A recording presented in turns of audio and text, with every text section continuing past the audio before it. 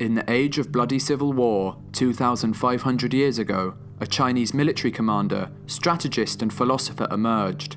His name? Sun Tzu. After successfully defending the state of Wu against its neighbour Chu to the west, a book formerly known as Master Sun's Military Methods was born, which has later become known as The Art of War. The Art of War is the most influential treatise on war ever written, consisting of 13 chapters, each of which is devoted to one aspect of warfare. It has shaped the way in which conflicts have been fought for thousands of years, from the Japanese samurai to the Napoleonic War. Not only has the book influenced military commanders and generals all over the world, it has had resounding effects on politics, sports, and business to this day. The art of war is of vital importance to the state. It's a matter of life and death, a road either to safety or to ruin. Hence it's a subject of inquiry which can on no account be neglected. Sun Tzu has a holistic philosophy that if you follow correctly and study thoroughly, you will be victorious.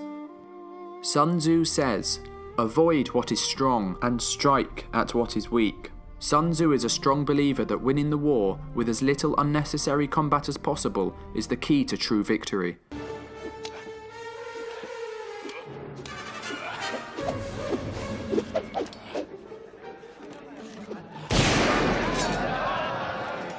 Supreme excellence consists in breaking the enemy's resistance without fighting, and the key to doing so is to know your enemy well.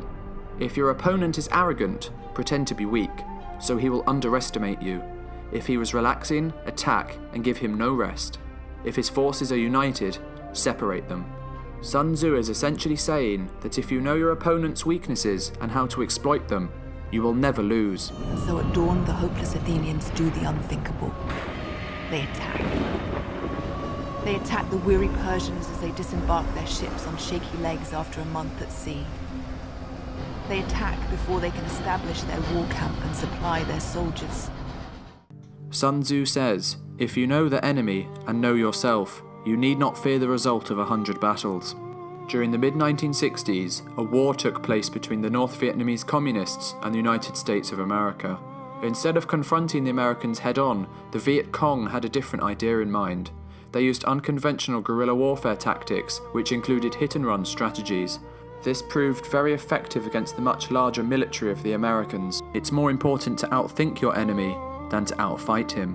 The Viet Cong forces were inferior to the Americans in both man and firepower, so guerrilla warfare tactics allowed them to inflict significant damage while keeping their casualties to a minimum. They also had unparalleled knowledge of the terrain.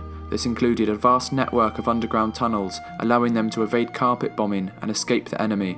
The terrain was also laced with various booby traps and landmines. Even though the Viet Cong and North Vietnamese were heavily out-armed by the American superpower, they were still able to defeat them as they truly understood Sun Tzu's philosophy.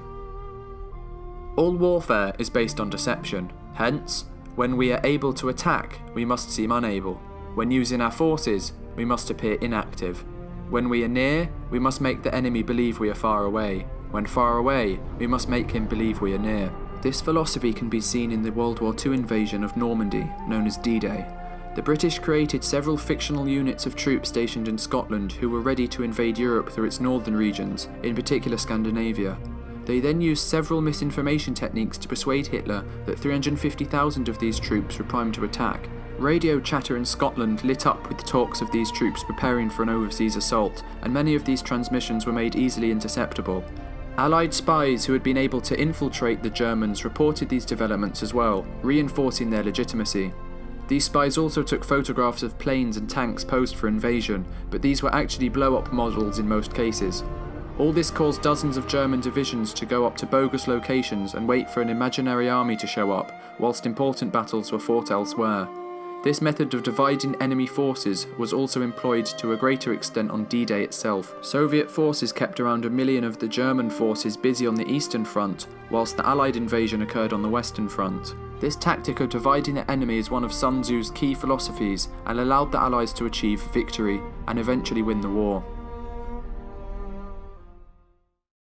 Thanks for watching. If you enjoyed the video, make sure to like and subscribe, and comment down below what video you would like us to do next.